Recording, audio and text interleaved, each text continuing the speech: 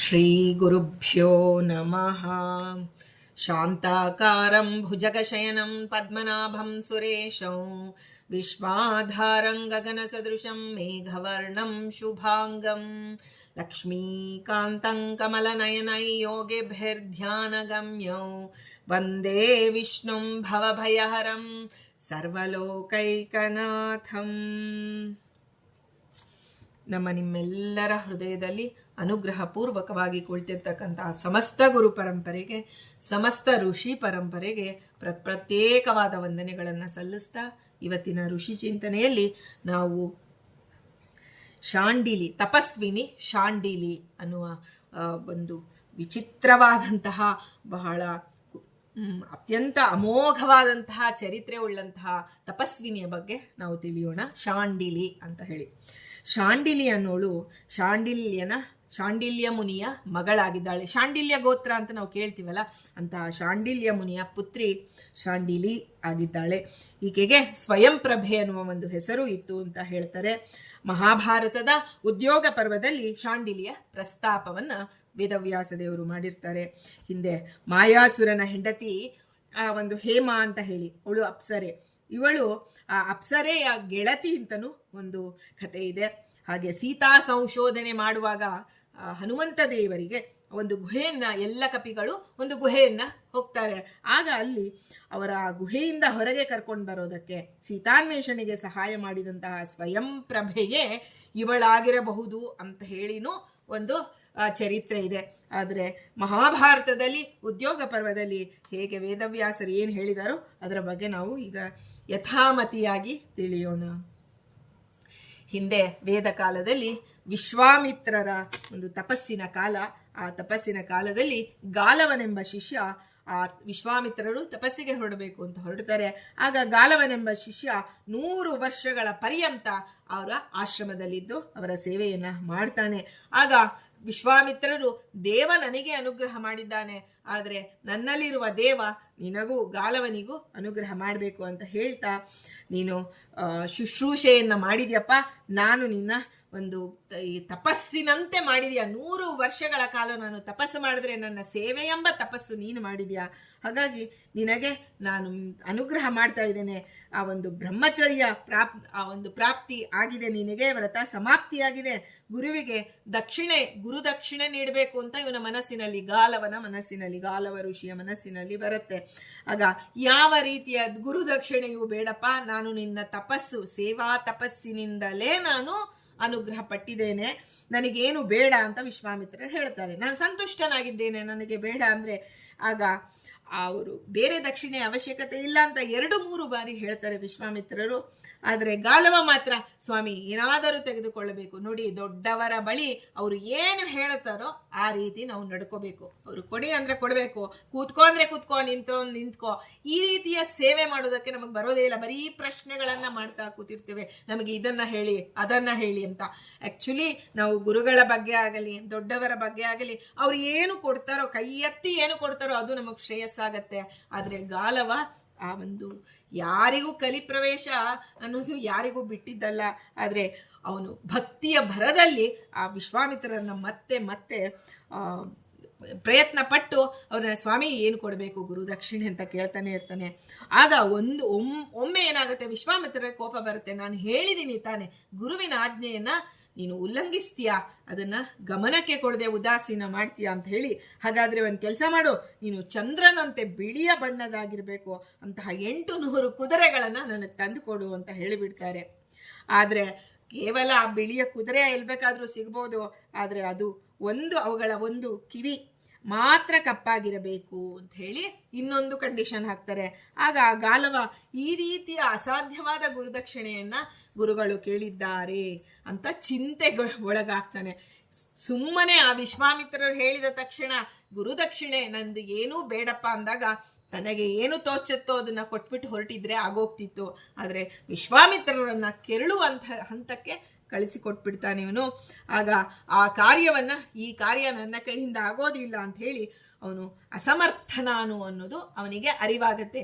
ಗುರುವಿನ ಬಳಿ ನಾವು ಯಾವತ್ತೂ ದಾಸತ್ವದಿಂದ ಇರಬೇಕು. ಈಗ ನಾನು ಗುರುದಕ್ಷಿಣೆ ಕೊಡ್ತೀನಿ ಅಂದಾಗ ನಮಗೇನ್ ಅನ್ಸತ್ತೆ, ನಾವು ದೊಡ್ಡವರು, ಗುರುಗಳು ಕಮ್ಮಿ, ಅಂದ್ರೆ ಇಸ್ಕೊಳ್ಳೋರು ಚಿಕ್ಕೋರು, ಕೊಡೋರು ದೊಡ್ಡವರು ಅನ್ನೋದು ಬಂದ್ಬಿಡತ್ತೆ. ಆದರೆ ಅಂದ್ರೆ ಅಹಂಕಾರವನ್ನ ಹೋಗಲಾಡಿಸೋದಕ್ಕಾಗಿಯೇ ವಿಶ್ವಾಮಿತ್ರರು ಅದನ್ನ ಕೇಳಿದರು ಅಂತ ನಾವು ತಿಳಿಬೇಕು. ವಿಶ್ವಾಮಿತ್ರರಿಗೆ ಸಿಟ್ಟು ಬಂತು, ಅದನ್ನ ಕೇಳಿದ್ರು. ಈ ರೀತಿ ಸಾಮಾನ್ಯವಾಗಿ ಕಥೆ ಹೇಳ್ತಾರೆ. ಆದ್ರೆ ನಾವು ಋಷಿಗಳ ಮಲ್ಲಿ ಅಹಂಕಾರ ರಹಿತರಾಗಿ ಬ್ರಹ್ಮರ್ಷಿಗಳು, ವಸಿಷ್ಠರ ಬಾಯಲ್ಲಿ ಬ್ರಹ್ಮರ್ಷಿಗಳು ಅಂತ ಅನ್ನಿಸ್ಕೊಂಡಿರ್ತಕ್ಕಂಥ ವಿಶ್ವಾಮಿತ್ರರನ್ನ ನಾವು ಎಂದೂ ಯಾವ ಕಾರಣಕ್ಕೂ ತಪ್ಪಾಗಿ ತಿಳಿಯಬಾರದು. ಅಂದ್ರೆ ಅವನ ಅಹಂಕಾರ ಇತ್ತಲ್ಲ ಒಳಗೆ, ನಾನು ಕೊಡ್ತೇನೆ ಅಂದಾಗ ಅದನ್ನ ಹೋಗಲಾಡಿಸ್ಬೇಕು ಅಂತ ಹೇಳಿ ಅವರು ದಾಸ್ಯತ್ವ ಅವನಿಗೆ ಬರಬೇಕು ಗುರುವಿನಲ್ಲಿ ಅಂತ ಹೇಳಿ ಭಗವಂತ ಅವನಲ್ಲಿ ನಿಂತು ಪ್ರೇರಣೆ ಮಾಡಿ ವಿಶ್ವಾಮಿತ್ರರಲ್ಲಿ ಕೇಳಿಸ್ದ. ಹೀಗೆ ಒಂದೊಂದು ಸಂದರ್ಭದಲ್ಲೂ ನಾವು ನಮ್ಮ ಅಹಂಕಾರ ಖಂಡನೆಯನ್ನ ಕೇವಲ ಕಥೆ ಕೇಳೋದು ಆಯ್ತು, ಇವತ್ತೇನೋ ಹೊಸದು ಹೇಳಿದ್ವಿ ಅಥವಾ ಕೇಳಿದ್ವಿ ಅನ್ನೋದಕ್ಕಿಂತ ಆ ಜೀವನದಲ್ಲಿ ಅವ್ರಿಗೆ ನಮಗೆ ನೆನಪಿರಬೇಕು. ಆ ಒಂದು ಶಾಂಡಿಲಿಯ, ನಾವು ಶಾಂಡಿಲ್ಯನ ಪುತ್ರಿಯಾದ ಶಾಂಡಿಲಿಯ ಬಗ್ಗೆ ನಾವು ಕೇಳಬೇಕು ಅಂತ ಹೊರಟಿದ್ವಿ. ಅದರ ಹಿಂದೆ ಹೇಗೆ ಶಾಂಡಿಲಿ ಆ ಒಂದು ಎಲ್ಲಿಂದ ಬರ್ತಾಳೆ, ಯಾರ ಒಂದು ಹಿಂದಿನ ಬ್ಯಾಕ್ಗ್ರೌಂಡ್ ತಿಳ್ಕೊಂಡು ನಾವು ಅದನ್ನ ಬರೋಣ. ಹೀಗೆ ಏನ್ ಮಾಡಬೇಕು, ಆಗ ಮನಸ್ಸಿನಲ್ಲಿರತಕ್ಕಂಥ ಬಿಂಬರೂಪಿ ಭಗವಂತ ಮಹಾವಿಷ್ಣುವನ್ನ ಮೊರೆ ಹೋಗ್ತಾನೆ ಗಾಲವ. ಆಗ ಯಾವಾಗ ಅವನು ಛಂದೋಭಿಮಾನಿಯಾದ ಒಂದು ಗರುಡ ದೇವರು ಬಂದು ಬಿಡ್ತಾರೆ ಆ ಒಂದು ಇವನ ಗಾಲವನ ಜೊತೆಗೆ. ವಿಷ್ಣುವನ್ನ ನೋಡಿ, ವಿಷ್ಣುವಿನ ಸ್ಮರಣೆ ಅವನು ಬರ್ತಾನೆ. ನಿನ್ನ ಯೋಗ್ಯತೆ ಕಡಿಮೆ ಅಂದ್ರೆ ನಿನ್ನ ಉಪಾಸನೆ ಹೇಗಿತ್ತೋ ಹಾಗೆ. ಹಿಂದೆ ಗಜರಾಜನು ನಾರಾಯಣ ಅಂತ ಕರೆದ, ಅಜಾಮಿಳನು ನಾರಾಯಣ ಅಂತಾನೆ ಕರೆದಿದ್ದು. ಇಬ್ಬರು ಒಂದೇ ನಾಮವನ್ನ ಕರೆದ್ರು. ಆದ್ರೆ ಗಜೇಂದ್ರನಿಗೆ ನಾರಾಯಣನೇ ಬಂದ. ಆ ಒಂದು ಅಜಾಮಿಳನಿಗೆ ತನ್ನ ಭೃತ್ಯರನ್ನ ಕಳಿಸಿಕೊಟ್ಟ. ಯಾಕೆ ಈ ವ್ಯತ್ಯಾಸ ಆಯ್ತು? ಕೇವಲ ಈಗ ನೀವು ಮಾಡೋದು ಕೃಷ್ಣ ಮಂತ್ರ ಜಪ, ನಾವು ಮಾಡೋದು ಅದೇ, ನಮ್ಮ ಗುರುಗಳು ಮಾಡೋದು ಅದೇ ಕೃಷ್ಣ ಮಂತ್ರ ಜಪ. ಅವರಿಗೆ ಸಿದ್ಧಿ ಆಗತ್ತೆ, ನಮಗಿನ್ನೂ ಸಿದ್ಧಿ ಆಗಿಲ್ಲ. ಯಾಕೆ ಅಂದ್ರೆ ನಮ್ಮ ಯೋಗ್ಯತಾನುಸಾರ ನಮಗೆ ಅನುಗ್ರಹ ಆಗತ್ತೆ. ಅಲ್ಲಿ ಒಂದು ಅಜಾಮಿಳ ಹೇಗೆ ಕರೆದ, ತನ್ನ ಪುತ್ರನ ಒಂದು ನೆಪ ಮಾಡಿಕೊಂಡು ಕರೆದ ನಾರಾಯಣ ಅಂತ ಹೇಳಿ ತಾನು ಸ್ತೋತ್ರ ಮಾಡಿದ್ದಾನೆ. ಆದ್ರೆ ಅವನ ಸ್ತೋತ್ರಕ್ಕೆ ಭಗವಂತ ಮೆಚ್ಚಿ, ನೋಡಿ ದೇವನತ್ರ ನಾವು ಸ್ತೋತ್ರ ಮಾಡೋದು ಎಂದಿಗೂ ವ್ಯರ್ಥ ಅಲ್ಲ, ಯಾವುದೋ ಒಂದು ನಮ್ಮ ಯೋಗ್ಯತಾನುಸಾರ ನಮಗೆ ಅನುಗ್ರಹ ಮಾಡೇ ಮಾಡ್ತಾನೆ. ಆದ್ರೆ ಈ ಗಜರಾಜ ವೇದೋಕ್ತವಾಗಿ ಸ್ತೋತ್ರ ಮಾಡಿದ. ಅದಕ್ಕಾಗಿ ಅಲ್ಲಿ ಅದಕ್ಕೆ ಮುಂಚೆ ಅವನ ಗುರುಗಳ ಅನುಗ್ರಹವನ್ನ ಪಡೆದು ಬಿಟ್ಟಿದ್ದ. ದೇವನೇ ಬರ್ತಾನೆ ಅಂತ ಹೇಳಿ, ಅಂದ್ರೆ ಸತ್ಯಂ ವಿಧಾತುಂ ನಿಜ ಭೃತ್ಯ ಭಾಷಿತಂ, ಗುರುಗಳ ಅನುಗ್ರಹ ಪಡೆದಿದಂತ ಗಜರಾಜನಿಗೆ ನಾರಾಯಣನೇ ಬಂದ.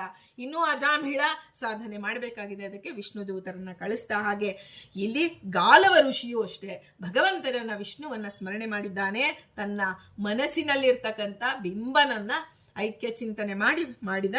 ಆಗ ಭಗವಂತ ಗರುಡ ದೇವರನ್ನ ಕಳಿಸಿಕೊಡ್ತಾನೆ. ವಿನುತಾ ಪುತ್ರನಾದಂತಹ ಗರುಡ ಗಾಲವನ ಮುಂದೆ ಪ್ರತ್ಯಕ್ಷನಾಗಿ, ನಾನು ನಿನಗೆ ಸಹಾಯ ಮಾಡ್ತೀನಪ್ಪ, ದೇವನನ್ನು ನಿನ್ನ ಹತ್ತಿರ ಕಳಿಸಿಕೊಟ್ಟಿದ್ದಾನೆ. ಆಗ ನೋಡಿ, ನಾವು ಅಸಾಧ್ಯ ಅಂತೀವಿ, ಒಂದೊಂದು ಕ್ಷಣದಲ್ಲೂ ಅಸಾಧ್ಯ ಅನ್ನೋದು, ಅಸಾಧ್ಯ ಸಾಧಕ ಸ್ವಾಮಿನ್ ಅಸಾಧ್ಯಂ ತವ ಕಿಂವದ ಅಂತ ನಾವೇನ್ ಹೇಳ್ತೀವಲ್ಲ, ಹಾಗೆ ನಾವು ಈ ಕೆಲವೊಂದು ಕಾರ್ಯಗಳು ನನಗೆ ಅಸಾಧ್ಯಪ್ಪ, ಇದು ಸಾಧ್ಯನೇ ಇಲ್ಲ ಅಂತೀವಿ. ಆದ್ರೆ ಮರುಗಳಿಗೆ ಇಲ್ಲಿ ಇನ್ನೊಂದು ಗಂಟೆ ಬಿಟ್ಟು ಹೋಗ್ಲಿ, ಇದು ನಾನು ಮಾಡ್ಬೋದು, ಮತ್ತೆ ಉತ್ಸಾಹ ಬರುತ್ತೆ ಮನಸ್ಸಿನಲ್ಲಿ. ಅಂದ್ರೆ ಇದೆಲ್ಲ ನಮ್ಮ ಕರ್ಮಾನುಸಾರ, ಗುಣಗಳ ಅನುಸಾರ ಬರುತ್ತೆ ಅಂತ ನಾವು ತಿಳಿಬೇಕು. ಆದ್ರೆ ಗರುಡ ದೇವರು ಯಾವಾಗ ಸಹಾಯ ಮಾಡ್ತೀನಿ ಅಂತ ಆಶ್ವಾಸನೆ ಕೊಟ್ರು, ಆಯ್ತು ಅಂತ ಹೇಳಿ ಗಾಲವ ಗರುಡ ಇಬ್ರು ಹೊರಡ್ತಾರೆ. ವರ್ಣಿಸಿ ಎಲ್ಲಾ ದಿಕ್ಕುಗಳನ್ನ ಗರುಡ ದೇವರು ಗಾಲವನಿಗೆ ವರ್ಣಿಸ್ತಾರೆ, ಯಾವ್ಯಾವ ದಿಕ್ಕಿನಲ್ಲಿ ಏನೇನು ಸಿಗತ್ತೆ ಅಂತ ಹೇಳಿ. ತುಂಬಾ ಚೆನ್ನಾಗಿರುವಂತಹ ಸಂವಾದ. ಇನ್ನೊಮ್ಮೆ ಅದನ್ನ ಕೇಳೋಣ. ಕಾರ್ಯಸಿದ್ಧಿಯಾಗಿ ನಮ್ಮ ಕಾರ್ಯವಾಗಿ ಸಿದ್ಧಿ ಆಗ್ಬೇಕಾಗಿದೆಯಲ್ಲ, ಇಂಥ 800 ಕುದುರೆಗಳು ಬೇಕಲ್ಲ, ಅದಕ್ಕೆ ಯಾವ ಕಡೆ ಹೋಗಬೇಕು. ಆಗ ಗಾಲವನ ಒಂದು ಗಾಲವನ ಅಪೇಕ್ಷೆಯಂತೆ ಗರುಡ ದೇವರು ಅವನನ್ನ ಕುರಿತು ಪೂರ್ವ ದಿಕ್ಕಿಗೆ ಪ್ರಯಾಣ ಮಾಡ್ತಾರೆ. ಈಗ ಇಬ್ರು ದ್ವಿಜದ್ವಯರು ಪ್ರಯಾಣ ಮಾಡಿ ಋಷಭವೆಂಬ ಪರ್ವತದಲ್ಲಿ ಇಳಿತಾರೆ. ಅಲ್ಲಿ ಆ ಋಷಭವೆಂಬ ಪರ್ವತದಲ್ಲಿ ಶಾಂಡಿಲಿಯು ಆ ಪರ್ವತದಲ್ಲಿ ತಪಸ್ಸು ಮಾಡ್ತಾ ಇರ್ತಾಳೆ. ಇವರಿಬ್ಬರು ಅವಳ ಆಶ್ರಮಕ್ಕೆ ಹೋಗಿ ಅಭಿವಾದನ ಪೂರ್ವಕವಾಗಿ ನಮಸ್ಕಾರ ಮಾಡಿದರು. ಎಲ್ಲಿ ಗರುಡ, ಎಲ್ಲಿ ಒಂದು ಗಾಲವ ಋಷಿ. ಆದರೆ ಶಾಂಡಿಲಿಯ ಒಂದು ಆಶ್ರಮಕ್ಕೆ ಅವರು ಹೋದ್ರು ಅಂದ್ರೆ ಆ ಶಾಂಡಿಲ್ಯನೆಂಬ ಮುನಿಯ ಪುತ್ರಿ ಇನ್ನೆಷ್ಟು ರೀತಿಯಲ್ಲಿ ತಾನು ತಪಶ್ಚರ್ಯೆಯನ್ನ ಮಾಡಿರಬೇಡ. ಇವರಿಬ್ರು ಆ ಗಾಲವನಿಗಂತೂ ಆ ತಪಸ್ವಿನಿಯನ್ನ ನೋಡಿ ಬಹಳ ಆನಂದ ಆಗುತ್ತೆ. ತಾನು ಏನು ಮನಸ್ಸಿನಲ್ಲಿ ಖೇದ ಉಂಟಾಗಿತ್ತು. ಅದೆಲ್ಲ ಮರೆತು ಅವಳಿಗೆ ಬಹಳ ಒಂಥರ ತಪಸ್ವಿನಿಯನ್ನ ನೋಡಿದ ತಕ್ಷಣವೇ ಅವನ ಮನಸ್ಸಿಗೆ ಒಂದು ನೆಮ್ಮದಿ ಸಿಗತ್ತೆ. ಆಗ ಶಾಂಡಿಲಿಯು, ಅಯ್ಯೋ, ನನ್ನ ಆಶ್ರಮಕ್ಕೆ ಅಪರೂಪವಾಗಿ ಒಳ್ಳೆಯ ಅತಿಥಿಗಳು ಬಂದಿದ್ದಾರೆ ಅಂತ ಹೇಳಿ ಅವರನ್ನ ಗೌರವಪೂರ್ವಕವಾಗಿ ಸ್ವಾಗತಿಸ್ತಾಳೆ. ಅವರಿಗೆ ಉತ್ತಮವಾದ ಆಸನಗಳನ್ನು ಸಿದ್ಧಪಡಿಸಿ ಆಗ ಅವಳ ಅನುಜ್ಞೆಯನ್ನು ಪಡೆದು ಅವರು ತಮ್ಮ ಆಸನಗಳಲ್ಲಿ ಕುಳಿತುಕೋತಾರೆ. ಆಗ ಬಲಿಹರಣ, ವೈಶ್ವದೇವ ಎಲ್ಲದರಿಂದ ಮುಂತಾದವುಗಳಿಂದ ಅಭಿಮಂತ್ರಿತವಾದಂತಹ ಸಿದ್ಧವಾದ ಅನ್ನವನ್ನ ಶಾಂಡಿಲಿಯು ಅತಿಥಿಗಳಿಗೆ ಕೊಡ್ತಾಳೆ. ನೋಡಿ, ಅನ್ನ ಅಂತ ಹೇಳಲ್ಲ ಅಲ್ಲಿ ವೇದವ್ಯಾಸರು, ಅಲ್ಲಿ ಬಲಿಹರಣ, ವೈಶ್ವದೇವ ಮುಂತಾದವುಗಳಿಂದ ಅಭಿಮಂತ್ರಿತವಾದಂತಹ ಅನ್ನ ಅಂದ್ರೆ ನಾವು ಅಕ್ಕಿಯಿಂದ ಮಾಡೋದನ್ನೇ ಅನ್ನ ಅಂತ ತಿಳಿತೀವಿ. ಆದರೆ ನಾವು ಏನೇ ಆಹಾರವನ್ನ ಸ್ವೀಕಾರ ಮಾಡ್ಬೇಕಾದ್ರೂ ಅದು ವೈಶ್ವದೇವ, ಬಲಿಹರಣ. ಇಲ್ಲಪ್ಪ, ನಾವು ಇವತ್ತು ಅನ್ನ ಮಾಡಕ್ ನಮಗ್ ಬಡವರು, ನಮ್ಮ ಹತ್ರ ಅಕ್ಕಿ ಇಲ್ಲ ಅನ್ನೋದಾದ್ರೆ ನೀರಿನಿಂದ ವೈಶ್ವದೇವ ಮಾಡ್ಬೋದು, ನೀರಿನಿಂದಲೇ ಬಲಿಹರಣ ಮಾಡಿ ಅಂತ ಶಾಸ್ತ್ರದಲ್ಲಿ ಅನುಮತಿ ಇದೆ. ಅದನ್ನ ಆ ರೀತಿಯಾಗಿ ಮಾಡಿದ್ಲು. ಆ ಶಾಂಡಿಲಿ ಅತಿಥಿಗಳಿಗೆ ಸಂತೋಷ ಪಡಿಸಿದ್ಲು ಆಹಾರ ಕೊಟ್ಟು. ಆಮೇಲೆ ಅವರಿಗೆ ಮನಸ್ಸಿಗೆ ಒಂದು ಸ್ವಲ್ಪ ತೃಪ್ತಿ ಆಯಿತು. ಪ್ರಯಾಣದಿಂದ ಆಯಾಸಗೊಂಡಿದ್ರು, ತುಂಬಾ ಪೂರ್ವ ದಿಕ್ಕಿನಲ್ಲಿ ಬಹಳ ವರ್ಷಗಳು ಪ್ರಯಾಣ ಮಾಡಿದ್ದಾರೆ. ಆಗ ಅವರ ವಿಶ್ರಾಂತಿ ಮಾಡಿಕೊಳ್ಳಿ ಅಂತ ಹೇಳಿದಾಗ ಅವರು ಸೂಕ್ತವಾಗಿ ವಿಶ್ರಾಂತಿಗೆ ಒಂದು ಜಾಗವನ್ನ ಮಾಡಿಕೊಡ್ತಾಳೆ. ಅವರು ನಿದ್ರೆ ಮಾಡ್ತಾರೆ. ಸ್ವಲ್ಪ ಹೊತ್ತಿನ ನಂತರ ಗರುಡ ದೇವರಿಗೆ ಎಚ್ಚರಿಕೆ ಆಗತ್ತೆ. ಇನ್ನೇನು ಮುಂದೆ ಪ್ರಯಾಣ ಹೋಗೋಣ ಅಂತ ಹೇಳ್ಬಿಟ್ಟು ಕುಳಿತುಕೊಂಡ್ರೆ ಅವನಿಗೆ ಏನಾಗತ್ತೆ, ಅವನ ರೆಕ್ಕೆಗಳೆಲ್ಲ ಶರೀರದಿಂದ ಕಳಚಿ ಬಿಟ್ಟಿರತ್ತೆ. ಗರುಡ ದೇವರದ ರೆಕ್ಕೆಗಳು ಕಳಚಿ ಬಿಟ್ಟಿದೆ. ಕೇವಲ ಒಂದು ಮಾಂಸದ ಮುದ್ದೆಯಂತೆ ಆಗಿಬಿಟ್ಟಿರ್ತಾರೆ ಗರುಡ ದೇವರು. ನನಗೆ ಯಾಕೆ ಈ ಸ್ಥಿತಿ ಬಂತು ಅಂತ ಹೇಳಿ ಅವನಿಗೆ ಅರ್ಥವಾಗ್ಲಿಲ್ಲ. ಭಗವಂತನನ್ನ ಸ್ತೋತ್ರ ಮಾಡ್ತಾನೆ. ಸ್ವಾಮಿ, ಕನಸು ಮನಸ್ಸಿನಲ್ಲೂ ನಾನು ಯಾವುದೇ ತಪ್ಪರ್ಥದಿಂದ ಶಾಂಡಿಲಿಯನ್ನ ನೋಡಿಲ್ಲ, ಆದ್ರೆ ನನಗೆ ಯಾಕೆ ಹೀಗಾಯಿತು ಅಂತ ಹೇಳಿ ಆಗ ಗಾಲವನಿಗೂ ಎಚ್ಚರ ಆಗತ್ತೆ.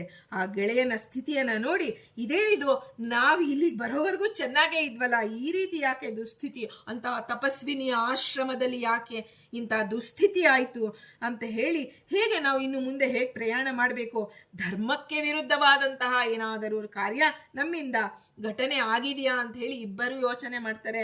ಆಗ ಅವ್ರು ಹೇಳ್ತಾರೆ, ಇಂಥ ಕೆಲಸ ಮಾಡೋ ಸಾಧ್ಯತೆನೇ ಇಲ್ಲ ಗರುಡ ದೇವರು, ಆದರೆ ಏನಕ್ಕೆ ಹೀಗಾಗ್ತಿದೆ, ಅದು ಧರ್ಮಭ್ರಷ್ಟ ವಿಚಾರವನ್ನೇನಾದರೂ ಕಾಯಕವಾಗಿ ನಾವೇನು ಮಾಡಿಲ್ಲ, ವಾಚನಿಕವಾಗಿ ಮಾಡಿಲ್ಲ, ಮಾನಸಿಕವಾಗಿ ಏನಾದರೂ ಮಾಡಿದೀವ ಅಂತ ಅವರೇ ಪ್ರಶ್ನೆ ಮಾಡಿಕೊಂಡು ಅವರು ಮನಸ್ಸಿನಲ್ಲಿ ಚಿಂತೆ ಮಾಡ್ತಾ ಇರ್ತಾರೆ.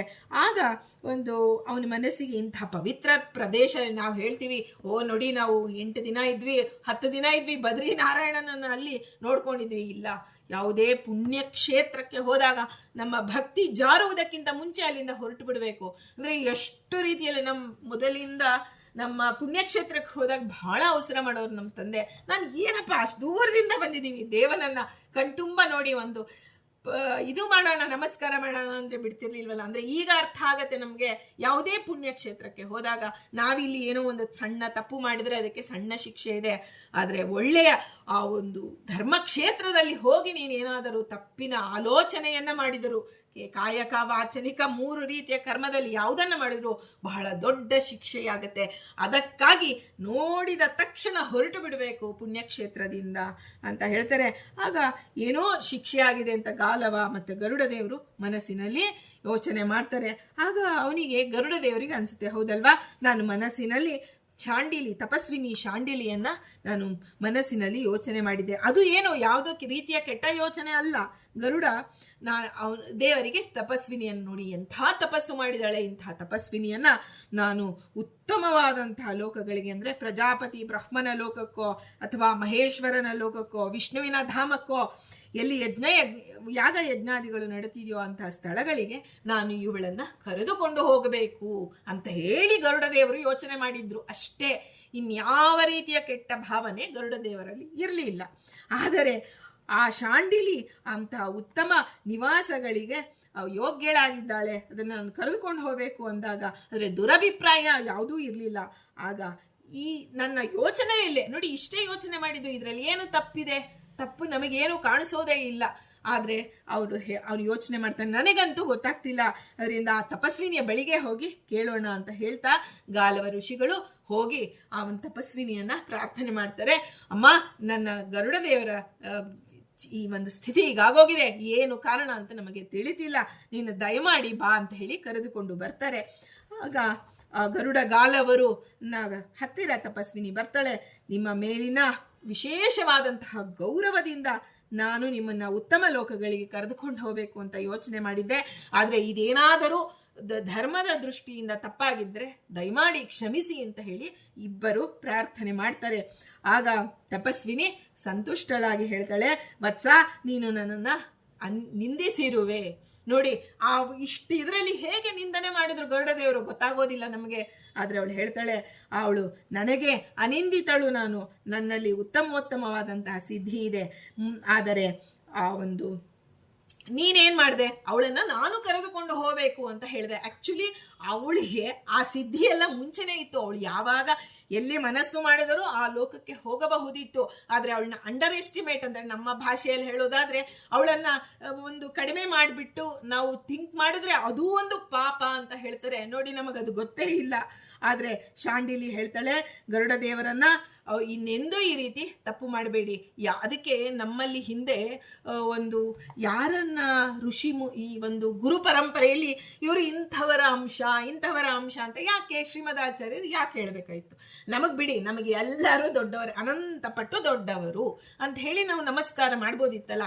ಆದರೆ ಗುರುಗಳು ಯಾಕೆ ನಮಗೆ ಇವರು ಇಂಥವರು, ಇಂತಹ ಕಕ್ಷೆಯಲ್ಲಿ ಬರ್ತಕ್ಕಂಥ ಇವರ ಅಂಶ ಇವರು ಅಂತ ಯಾಕೆ ಹೇಳಿದ್ರು ಅಂದರೆ ಈಗ ನಮಗೆ ಅರ್ಥ ಆಗತ್ತೆ.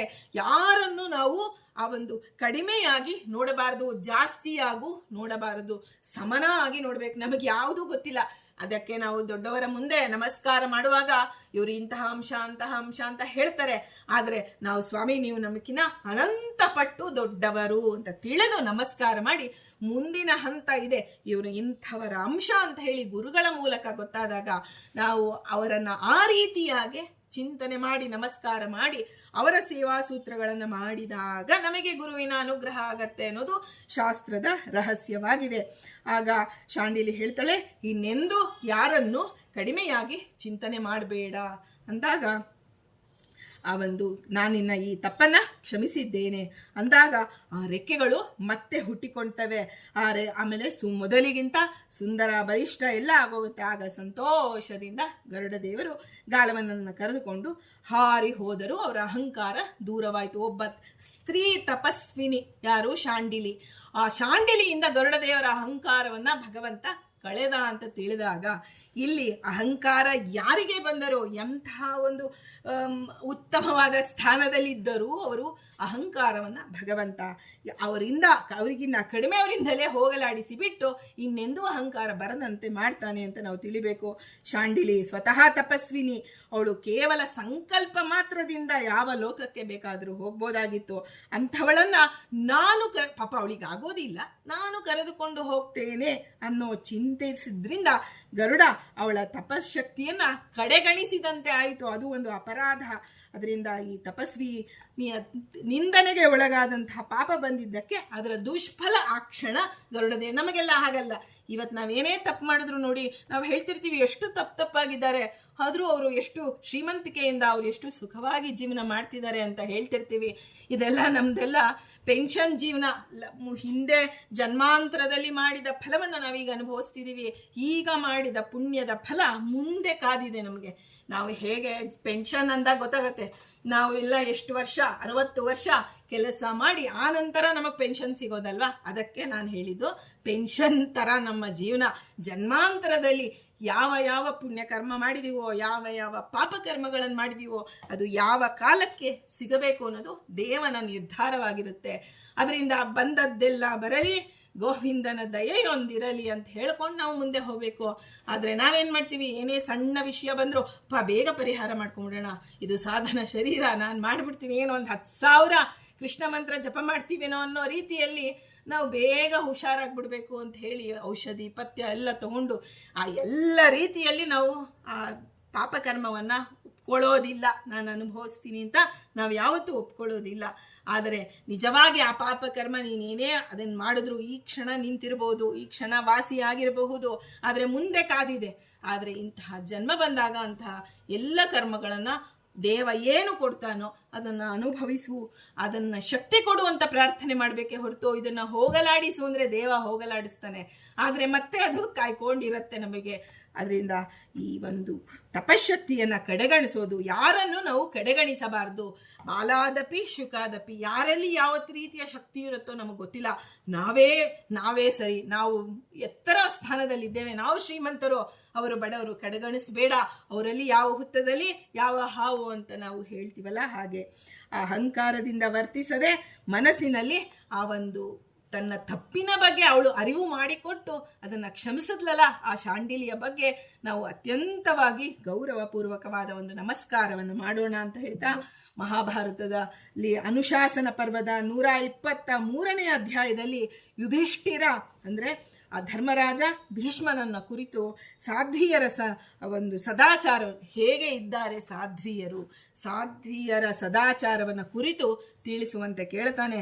ಆಗ ಭೀಷ್ಮಾಚಾರ್ಯರು ಶಾಂಡಿಲಿ ಮತ್ತು ಆ ಒಂದು ಕೈಕೇಯಿ ಪುತ್ರಿ ರಾಜಪುತ್ರಿಯಾದ ಸುಮನೆ, ಕೇಕಯ ಅನ್ನೋದು ಒಂದು ದೇಶ, ಅದರ ರಾಜಪುತ್ರಿಯಾದಂತಹ ಸುಮನೆಯರ ನಡುವೆ ನಡೆದಂತಹ ಸಂಭಾಷಣೆಯ ಬಗ್ಗೆ ವಿವರ ಮಾಡ್ತಾನೆ. ಇದು ಅನುಶಾಸನ ಪರ್ವದಲ್ಲಿ ಬಂದಿದೆ. ಹಾಗಾಗಿ ಭೀಷ್ಮಾಚಾರ್ಯರೇ ಶಾಂಡಿಲಿಯ ಎಲ್ಲ ತತ್ವಗಳನ್ನು ತಿಳಿದಿದ್ಲು. ಅವಳು ಸರ್ವಜ್ಞಳೆಂಬ ಮಾತಿನಿಂದ ಪ್ರಾರಂಭ ಮಾಡ್ತಾರೆ ಭೀಷ್ಮಾಚಾರ್ಯರು ಅಂದಮೇಲೆ. ಶಾಂಡಿಲಿಯ ತಪಸ್ವಿನಿ ನೋಡಿ, ನಾವಂತೀವಿ ಅಯ್ಯೋ ನಮಗಿದು ಹೊಸಾದು ದಿನಾ ಹೊಸಾದು ಬೇಕಪ್ಪ, ನಮಗೆ ದಿನಾ ಒಬ್ಬೊಬ್ಬರ ಬಗ್ಗೆ ತಿಳಿಬೇಕು ಅಂತ ನಾವು ಹೋಗ್ತಾ ಇರ್ತೀವಿ. ಆದರೆ ನಮಗೆ ನಮ್ಮ ನಡುವೆನೇ ಎಲ್ಲೋ ಇದ್ದಾರೆ, ಅವರೆಲ್ಲರೂ ತಪಸ್ಸು ಮಾಡಿಕೊಂಡಿದ್ದಾರೆ, ನಮಗೆ ಗೊತ್ತಿಲ್ಲ ಯಾರು. ಅದಕ್ಕೆ ನಾವು ಹೋಗುವ ದಾರಿಯಲ್ಲಿ ಯಾವ ಒಂದು ದೇವಸ್ಥಾನ ಸಿಗಲಿ, ಅಪರೋಕ್ಷ ಜ್ಞಾನಿಗಳಿಂದ ಪ್ರತಿಷ್ಠೆ ಮಾಡಿದ ಯಾವ ದೇವಸ್ಥಾನ ಸಿಕ್ಕರೂ ಹೋಗಿ ಪ್ರದಕ್ಷಿಣೆ ನಮಸ್ಕಾರ ಮಾಡಿಕೊಂಡು ಹೋಗಬೇಕು. ಆದರೆ ನಮಗೆ ಹೋಗುವ ಅವಸರವಿರುತ್ತೆ. ಆಗ ಅವಸರ ಇದ್ದಾಗ ನಾವೇನು ಮಾಡ್ತೀವಿ, ಕೈ ಮುಗಿದೋ ಅಥವಾ ನೆನಪೇ ಬರಲ್ಲ ಎಷ್ಟೋ ಅವಸರದಲ್ಲಿ. ಹೀಗಿರುವಾಗ ಅದಕ್ಕೆ ಮನೆಯಿಂದ ಹೊರಡುವ ಕಾಲಕ್ಕೆ ನಮ್ಮ ಆಚಾರ್ಯರು ಯಾವಾಗೂ ಹೇಳ್ತಾ ಇದ್ರು, ಮನೆಯಿಂದ ಹೊರಡುವ ಕಾಲಕ್ಕೆ ನಾವು ವಿಷ್ಣು ಸಹಸ್ರನಾಮ ದಿವಸ್ಪೃಶೇ ನಮಃ ಅಂತ ಹೇಳ್ತಾ, ದಾರಿಯಲ್ಲಿ ಯಾವ ಜ್ಞಾನಿಗಳು ನಮಗೆ ಸಿಗ್ತಾರೋ, ಯಾವ ಜ್ಞಾನಿಗಳಿಗೆ ನಾನು ಏನೇನು ರೀತಿಯಲ್ಲಿ ನಾನು ಗೊತ್ತಿಲ್ಲದೆ ಈಗ ನಾವಂತೀವಿ ದೊಡ್ಡ ಆಚಾರ ಸಿಗ್ತಾರೆ, ಯಾರೋ ಸಿಗ್ತಾರೆ, ನಾವೇನೋ ದಾನ ಕೊಡಬೇಕು ಅಂತ ಹೋಗ್ತಾ ಇರ್ತೀವಿ, ಯಾರೋ ಇನ್ನೊಬ್ರು ದಾರಿಲಿ ಸಿಗ್ತಾರೆ ಅನ್ಕೊಳ್ಳೋಣ. ಅವಾಗ ನಮ್ಗನ್ಸುತ್ತೆ ಇಲ್ಲಪ್ಪ ನಾವು ಇನ್ನೊಬ್ರಿಗೆ ಅಂತ ಕೊಡಕ್ಕೆ ಅಂತ ಹೊರಟಿದ್ವಿ, ಇವ್ರು ಯಾರೋ ಎದುರಿಗೆ ಬಂದ್ಬಿಟ್ಟಿದ್ದಾರೆ, ಈಗ ನೋಡಿದ್ರೆ ಅವ್ರನ್ನ ಮಾತಾಡಿಸ್ಬೇಕು. ಆಗ ಅವ್ರಿಗೆ ಏನೋ ಮಾತು ಬಂದು ಎಲ್ಲ ಹೋಗ್ತಿದ್ದೀರಾ ಅಂದರೆ ನಾವು ನಿಜ ಹೇಳಲೇಬೇಕಾಗತ್ತೆ. ಇನ್ನೊಬ್ರಿಗೂ ಕೊಡೋಷ್ಟು ನಮ್ಮ ಹತ್ರ ಇಲ್ಲ, ನಾವೇನು ಮಾಡ್ತೀವಿ, ಪಕ್ಕದ ಬೀದಿಯಿಂದ ಹೋಗ್ಬಿಡ್ತೀವಿ. ಆದರೆ ಅದೂ ಉಲ್ಲಂಘನೆ ಮಾಡಿದಂತೆ. ಎದುರಿಗೆ ಬಂದಾಗ ನಾವು ಮಹಾಲಕ್ಷ್ಮೀ ದೇವಿಯ 5 ಶುಕ್ರವಾರ ಕಥೆಲಿ ಬರುತ್ತೆ ನೋಡಿ, ಎದುರಿಗೆ ಬಂದ್ಲು ಆ ಮುತ್ತೈದೆ ಲಕ್ಷ್ಮೀದೇವಿ, ಅವಳು ಯಾವ ಬೀದಿಯಲ್ಲಿ ಹೋದ್ರು ಅವಳೇ ಬಂದು ತಾನೇ ಸ್ವೀಕಾರ ಮಾಡಿದ್ಲು ಅಂತ ಕೇಳ್ತೀವಲ್ಲ. ಹಾಗೆ ನಾವು ಎದುರಿಗೆ ಬಂದ ಬ್ರಾಹ್ಮಣರನ್ನ ಇದು ನನ್ನ ಮಗಳಿಗೆ, ಇದು ನನ್ನ ಮಗನಿಗೆ ಅಂತ ಎತ್ತಿಡ್ತೇವೆ. ಆದರೆ ಎದುರಿಗೆ ಯಾರು ಬರ್ತಾರೋ ಅವರಿಗೆ ಕೊಟ್ಟು ಕೃಷ್ಣಾರ್ಪಣ, ನನ್ನ ಮಕ್ಕಳಲ್ಲಿರೋ ಭಗವಂತನೇ ಇಲ್ಲೂ ಇದ್ದಾನೆ ಅಂತ ತಿಳಿದುಕೊಟ್ಟರೆ ನಮಗೆ ಆ ಒಂದು ದೊಡ್ಡವರಿಗೆ ಆ ಒಂದು ಅಪಚಾರ ಮಾಡಿದಂತಹ ಪಾಪ ಬರೋದಿಲ್ಲ. ಇದೆಲ್ಲ ನೋಡ್ತಾ ಹೋದರೆ ತುಂಬ ಜೀವನದ ಒಂದು ರೀತಿ ನೀತಿಗಳೇ ಕಷ್ಟವಾಗುತ್ತೆ. ಆದರೆ ಶಾಂಡಿಲಿ ಹೇಗೆ ಜೀವನ ಮಾಡಿದ್ಲು ಅಂತ ಹೇಳಿ ಆ ಒಂದು ಸಂಭಾಷಣೆಯನ್ನು ಸ್ವಲ್ಪ ಮಟ್ಟಿಗೆ ನೋಡೋಣ. ಅಲ್ಲಿ ಸುಮನೆ ಹೇಳ್ತಾಳೆ ಶಾಂಡಿಲಿಗೆ, ಅಮ್ಮ ಶಾಂಡಿಲಿ, ನೀನು ಯಾವ ಸದ್ವ್ಯವಹಾರದಿಂದ ಸಕಲ ಪಾಪಗಳನ್ನು ಕಳೆದುಕೊಳ್ತಾ ಇದೆಯಾ, ದೇವಲೋಕಕ್ಕೆ ಹೇಗೆ ಬಂದೆ ನೀನು ಅಂತ ಕೇಳಿದಾಗ ಶಾಂಡಿಲಿ ಹೇಳ್ತಾಳೆ ಅವಳ ತೇಜಸ್ಸು ಹೇಗಿತ್ತು ಅಂತ. ಭೀಷ್ಮಾಚಾರ್ಯರು ಹೇಳ್ತಾರೆ, ಯಜ್ಞೇಶ್ವರನ ಆ ಒಂದು ಜ್ವಾಲೆಯಲ್ಲಿ, ಆ ಯಜ್ಞೇಶ್ವರನ ಎಲ್ಲಿ ನಮ್ಮ ನಿಮ್ಮ ಆಶ್ರಮದಲ್ಲ, ಋಷಿ ಮುನಿಗಳ ಆಶ್ರಮ ಅಲ್ಲ, ಅಗ್ನಿಯ ಆಶ್ರಮದಲ್ಲಿ ಹೇಗೆ ಜ್ವಲ್ಯಮಾನವಾಗಿ ಅಗ್ನಿ ಉರಿತಿರುತ್ತೋ, ಪ್ರಜ್ವಲಿಸ್ತಾ ಇರುತ್ತೋ, ಆ ರೀತಿಯಲ್ಲಿ ಚಂದ್ರನ ಮಗಳೇನೋ ಅನ್ನೋ ರೀತಿಯಲ್ಲಿ ದಿವ್ಯ ಪ್ರಭೆಯಿಂದ ಅವಳು ಕೂಡಿರ್ತಾಳೆ. ನಿರ್ಮಲವಾದಂತಹ ವಸ್ತ್ರಗಳನ್ನು ಧರಿಸಿರ್ತಾಳೆ. ನಾವು ವಸ್ತ್ರಗಳ ಬಗ್ಗೆ ಅತ್ಯಂತವಾಗಿ ಉದಾಸೀನ ಮಾಡ್ತೀವಿ, ಇರ್ಲಿ ಬಿಡಿ ಯಾವುದೋ ಒಂದು ನಮಗೆ ಏನು ಕಂಫರ್ಟಬಲೋ ಅದು ಹಾಕೋತೀವಪ್ಪ ಅಂತೀವಿ. ಆದರೆ ವಸ್ತ್ರ ಶುಭ್ರವಾಗಿರಬೇಕು. ಶುಭ್ರವಾದಂತಹ ವಸ್ತ್ರಗಳನ್ನು ಮುಖದಲ್ಲಿ ನಮಗೆ, ನಾವು ಬಾಯಲ್ಲಿ 1000 ಹೇಳ್ಬೋದು, ಮುಖದಲ್ಲಿ ಆಯಾಸ ಗೊತ್ತೇ ಆಗ್ಬಿಡುತ್ತೆ. ಆದರೆ ಅವಳಿಗೆ ಸ್ವಲ್ಪವೂ ಆಯಾಸವಿರಲಿಲ್ಲ. ವಿಮಾನದಲ್ಲಿ ಕೂತ್ಕೊಂಡು ಬಂದಿದ್ಲು ಅಂತ ಹೇಳ್ತಾರೆ. ಆ ಸುಮನೆ ಏನು ಶಾಂಡಿಲಿಯನ್ನು ಕೇಳಿದಾಗ ನಾನು ಯಾವುದೇ ಸನ್ಯಾಸಿನಿಯ ನಿಯಮದಿಂದ ಅಥವಾ ತಪಸ್ಸಿನಿಂದ ನಾನು ದೇವಲೋಕಕ್ಕೆ ಬಂದಿಲ್ಲ ಅಂತ ಹೇಳಿ ಶಾಂಡಿಲಿ ಉತ್ತರ ಕೊಡ್ತಾಳೆ. ನಾನು ನಮ್ಮ ಅತ್ತೆ ಮಾವನ ಸೇವೆ, ಆ ಪತಿಯ ಸೇವೆ, ಅವರ ಆಜ್ಞೆ ಅಂತ ನಡೆದುಕೊಳ್ಳೋದು, ದೇವ ಪಿತೃ ಬ್ರಾಹ್ಮಣ ಪೂಜೆಯಲ್ಲಿ ಜಾಗರೂಕತೆಗಳು ನಾವು ಮಾಡಿದ್ರಿಂದ ನಾನು ದೇವಲೋಕಕ್ಕೆ ಬಂದಿದ್ದೇನೆ. ಯಾರಿಗೂ ಅಹಿತವನ್ನ ಉಂಟು ಮಾಡದೆ ಗೃಹ ಕೃತ್ಯಗಳನ್ನು ಶ್ರದ್ಧೆಯಿಂದ ಮಾಡ್ತಾ ಇರುವುದು ಸ್ತ್ರೀ ಧರ್ಮ. ಒಬ್ಬ ಸ್ತ್ರೀ ತನ್ನ ಧರ್ಮವನ್ನು ಹೇಗೆ ಇರಬೇಕು ಅದು ವೇದ ಕಾಲದಲ್ಲಿ ಅವಳು ಹೇಳಿದ್ದು. ಇವತ್ತು ಕಲಿಗಾಲ, ನಾವು ಅದೇ ರೀತಿಯಲ್ಲಿ ಸ್ತ್ರೀ ಧರ್ಮದಲ್ಲಿ ನೋಡಿ, ಧರ್ಮ ಇದೆ ಅಷ್ಟೇ ಅಲ್ಲ, ಧರ್ಮ ಸೂಕ್ಷ್ಮವೂ ಇದೆ. ಆ ಧರ್ಮ ಸೂಕ್ಷ್ಮವನ್ನ ನಾವು ತಿಳಿಬೇಕು. ಆಗ ಶಾಂಡಿಲಿ ಹೇಳ್ತಾಳೆ, ಇನ್ನು ಅವಳು ಏನೇನು ಹೇಳಿದ್ಲು ಅಂತ ಅಷ್ಟೇ ನಾನು ಹೇಳ್ತಿದ್ದೀನಿ, ಅದರ ಬಗ್ಗೆ ನಾವು ಹೆಚ್ಚಿನ ವಿವರಗಳು ಮಹಾಭಾರತದಲ್ಲಿ ಸಿಗತ್ತೆ. ಪತಿ ಪ್ರವಾಸಕ್ಕೆ ಹೋದಾಗ ಅಥವಾ ಕೆಲಸದ ಮೇಲೆ ದೇಶಾಂತರ ಹೋದಾಗ ಸ್ತ್ರೀಯರು ಹೇಗಿರಬೇಕು, ಅವನು ಎದುರಿಗಿದ್ದಾಗ ಹೇಗೆ ನಡೆದುಕೊಳ್ಳಬೇಕು, ಯಾವ ರೀತಿಯ ವಸ್ತ್ರವನ್ನು ಧರಿಸಬೇಕು ಅಂತ ಹೇಳಿ, ಕುಟುಂಬದ ಪೋಷಣೆ ಪಾಲನೆ ಎಲ್ಲವನ್ನ ಹೇಗೆ ನಿರ್ವಹಿಸಬೇಕು ಅನ್ನೋದನ್ನು ಆ ಸುಮನೆಗೆ ದೇವಲೋಕದಲ್ಲಿ ಒಬ್ಬ ಇಲ್ಲಿಂದ ಹೋದಂತಹ ಸ್ತ್ರೀ ಶಾಂಡಿಲಿ, ಅವಳು ದೇವಲೋಕದಲ್ಲಿ ಆ ಸ್ತ್ರೀ ಧರ್ಮವನ್ನ ವಿಸ್ತಾರವಾಗಿ ತಿಳಿಸಿದ್ದಾಳೆ ಅಂತ ಹೇಳಿ ಭೀಷ್ಮಾಚಾರ್ಯರು ಯುಧಿಷ್ಠಿರನಿಗೆ ಹೇಳ್ತಾರೆ. ಹೀಗೆ ಏಕಾಗ್ರ ಚಿತ್ರಳಾಗಿ ಧರ್ಮವನ್ನ ಪಾಲಿಸುವಂತಹ ಸ್ತ್ರೀ ಅರುಂಧತಿಗೆ ಸಮಾನಳಾಗಿ ಬಿಡ್ತಾಳೆ ಅಂತ ಹೇಳಿ ಶಾಂಡಿಲಿ ಅಲ್ಲಿಂದ ಅದೃಶ್ಯಳಾಗಿ ಹೊರಟು ಬಿಡ್ತಾಳೆ. ಹೀಗೆ ಶಾಂಡಿಲಿಯ ಪ್ರವೃತ್ತಿ ನಿವೃತ್ತಿ ಎರಡೂ ಧರ್ಮಗಳಲ್ಲೂ ಅವಳು ಪ್ರಸಿದ್ಧಳಾಗಿದ್ದಳು. ಅಂದ್ರೆ ಪ್ರವೃತ್ತಿ ಧರ್ಮ ನಿವೃತ್ತಿ ಧರ್ಮ ಅಂತ ಎರಡು ಧರ್ಮಗಳು ಭಾಗವತದಲ್ಲಿ ಹೇಳ್ತಾರೆ. ಪ್ರವೃತ್ತಿ ಧರ್ಮ ಅಂದ್ರೆ ನಾವು ಮಾಡುವ ಕೆಲಸ ಕಾರ್ಯಗಳಲ್ಲಿ ಭಗವಂತನ ಚಿಂತನೆ ಮಾಡಿ ಇದು ನಿನ್ನ ಸೇವೆ ಅಂತ ನಾವು ಏನ್ ಮಾಡ್ತೇವೆ. ಆದ್ರೆ ನಿವೃತ್ತಿ ಧರ್ಮ ಇದ್ಯಾವುದು ಬೇಡಪ್ಪ, ತಪಸ್ವಿನಿ ಅಂತೆ, ನಾನು ಎಲ್ಲವನ್ನ ಕೃಷ್ಣ ಹೇಳ್ತಾನೆ, ನೀನು ಎಲ್ಲ ಸರ್ವ ಧರ್ಮಾನ್ ಪರಿತ್ಯಜ್ಯ ಮಾಮೇಕಂ ಶರಣೌ ರಜ ಅಂತ ಹೇಳ್ತಾನೆ. ಎಲ್ಲವನ್ನ ಬಿಟ್ಬಿಡು, ನೀನು ನನ್ನೊಬ್ಬನ ಹತ್ರ ಬಾ, ನೀನು ನನಗೆ ಶರಣಾಗು, ನಾನು ನಿನ್ನನ್ನ ಎಲ್ಲ ಹಂತ್ವಾ ಸರ್ವ ಪಾಪೇಭ್ಯೋ ಮೋಕ್ಷಯಿಷ್ಯಾಮಿ ಅಂತ ಹೇಳಿದಾಗ ನಾನು ನಿನ್ನ ಎಲ್ಲ ಪಾಪಗಳನ್ನ ನಾನು ಕಳೀತೇನೆ ಅಂತ ಕೃಷ್ಣ ಹೇಳಿದ್ದಾನೆ. ಆದ್ರೆ ನಾವು ಯಾರೋ ಆ ಹಂತಕ್ಕೆ ಹೋದವರಲ್ಲ.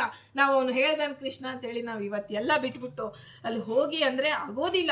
ಒಂದೊಂದು ಹಂತದ ಸಾಧಕರು, ಅದಕ್ಕೆ ಗುರುಗಳು ಬೇಕು ಅನ್ನೋದು. ಯಾವ ಯಾವ ಹಂತದ ಸಾಧಕರಿಗೆ ಯಾವ ಧರ್ಮವನ್ನ ಕೃಷ್ಣ ಹೇಳಿದ್ದಾನೆ ಅನ್ನೋದು ನಮಗೆ ಗೊತ್ತಾಗೋದಿಲ್ಲ. ಗುರುಪಸಕ್ತಿಯಿಂದಲೇ ನಮಗೆ ಗೊತ್ತಾಗೋದು. ನಾವಿವತ್ತು ನಾವು ಮಾಡುವ ಕೆಲಸಗಳಲ್ಲಿ ಭಗವಂತನ ಚಿಂತನೆ ಮಾಡಿ, ಸ್ವಾಮಿ ಇದು ನಿನ್ನ ಸೇವೆ, ನೀನು ಕೊಟ್ಟ ಶಕ್ತಿ, ಅದು ನಾವು ಎಂತಹ ಶಕ್ತಿ ನೋಡಿ, ಸಾತ್ವಿಕ ಶಕ್ತಿ ನಮ್ಮಲ್ಲಿಲ್ಲ.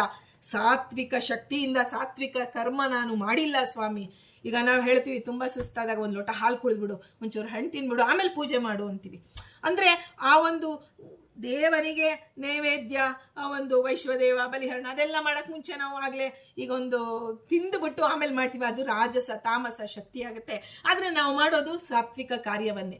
ಆದ್ರೆ ನಾವು ಸಾತ್ವಿಕ ಕಾರ್ಯವನ್ನ ಸಾತ್ವಿಕ ಶಕ್ತಿಯಿಂದ ಮಾಡಿಲ್ಲ. ಇದೆಲ್ಲವನ್ನ ನಾವು ಮನಗಂಡಾಗ ನಮ್ಮಲ್ಲಿ ದಾಸತ್ವ ಜಾಗೃತಿ ಆಗಬೇಕು. ಹೌದು ಸ್ವಾಮಿ, ನಾನು ಅತ್ಯಂತ ಮಂದಮತಿಯಾಗಿದ್ದೇನೆ, ನಾನು ಸ್ವಾಮಿ ನೀನು ಕೃಪೆಯಿಂದ ಅನುಗ್ರಹ ಮಾಡಬೇಕು. ಈಗ ಮಗು ಹೇಗೆ ಅದೇನೋ ಒಂದು ಸಣ್ಣ ಆಟದ ಸಾಮಾನು ಇಟ್ಕೊಂಡು ಅಪ್ಪ ಹಾಲು ತಗೋ ಅಂತ ತಂದು ಕೊಡುತ್ತೆ. ಆಗ ಅಪ್ಪ ಅಲ್ಲಿ ಹಾಲು ಇಲ್ಲ, ಒಂದು ಲೋಟನೂ ಇಲ್ಲ, ಏನೂ ಇಲ್ಲ. ಆದ್ರೆ ಅದನ್ನ ತಾನು ಅವಳು ಹಿಂಗೆ ಕೊಟ್ಟಂಗೆ, ಎಷ್ಟು ಚೆನ್ನಾಗಿದೆ ಅಮ್ಮ, ಒಳ್ಳೆ ಸಕ್ಕರೆ ಹಾಕಿದ್ಯಾ, ಕೇಸರಿ ಹಾಕಿದ್ಯಾ, ತುಂಬಾ ಚೆನ್ನಾಗಿದೆ ಅಪ್ಪ, ದೇವರ ನೈವೇದ್ಯ ಮಾಡಿದೀನಿ ಅಂತ ಹೇಳುತ್ತೆ ಆ ಮಗು. ಹೌದಪ್ಪ, ಇದು ದೇವರ ಪ್ರಸಾದ ಅಮ್ಮ ಅಂತ ಹೇಳಿದಾಗ ಹೇಗೆ ಭಕ್ತಿಯಿಂದ ನಾವು ಹಾಗೆ ತಂದೆ ತಗೋತಾನಲ್ಲ, ಏನೋ ಆ ರೀತಿ ಸ್ವಾಮಿ ನನ್ನ ಕರ್ಮವನ್ನ ನೀನು ತಗೊಳ್ಬೇಕು. ನಾನು ಕೇವಲ ಮಕ್ಕಳ ಆಟದಂತೆ ನಮ್ಮ ಧರ್ಮಾಚರಣೆ ಅಂತ ಹೇಳಿ ರಾಯರು ಹೇಳ್ತಾರೆ. ಅಂದ್ರೆ ನಮ್ಮಂಥವ್ರದ್ದು ಏನು ಅನ್ನೋದು ನಮಗೆ ಗೊತ್ತಿಲ್ಲ, ಆ ಹಂತದಲ್ಲಿ ನಾವಿದ್ದೇವೆ. ಆದರೆ ಇಂಥ ಶಾಂಡಿಲಿ ಎಂಥೆಂಥ ತಪಸ್ವಿನಿಯರ ಹೆಸರು ಅವರ ಮನಸ್ಸಿನಲ್ಲಿ ನಮ್ಮ ಮನಸ್ಸಿಗೆ ಮುಟ್ಟುತ್ತಾ ಇದೆ, ನಮ್ಮ ಬಾಯಲ್ಲಿ ಬರ್ತಿದೆ ಅವರ ಚರಿತ್ರೆ. ಅಂದ್ರೆ ದೇವನ ಅನುಗ್ರಹ ಅಂತ ತಿಳಿಬೇಕು. ಶಾಂಡಿಲ್ಯ ಗೋತ್ರದಲ್ಲಿ ನಮ್ಮ ಬಿಂದುವಿನಲ್ಲಿ ಯಾರು ಶಾಂಡಿಲ್ಯ ಗೋತ್ರದಲ್ಲಿದ್ದಾರೋ ಅವರಿಗೂ ವಂದನೆಯನ್ನು ಮಾಡ್ತಾ, ಶಾಂಡಿಲ್ಯ ಗೋತ್ರದಲ್ಲಿ ಈ ಭೂಮಂಡಲದಲ್ಲಿ ಯಾರ್ಯಾರಿದ್ದಾರೋ ಆ ಗೋತ್ರೋತ್ಪನ್ನರಿಗೂ ನಾವು ವಂದನೆಯನ್ನ ಮಾಡಿ ಶಾಂಡಿಲಿ ನಮ್ಮ ಮೇಲೂ ಅನುಗ್ರಹ ಮಾಡಲಿ ಅಂತ ಶಾಂಡಿಲ್ಯ ಋಷಿಗಳ ಅಂತರ್ಗತ ಮುಖ್ಯ ಪ್ರಾಣ ಅಂತರ್ಗತ ಶ್ರೀಕೃಷ್ಣಾರ್ಪಣಮಸ್ತು.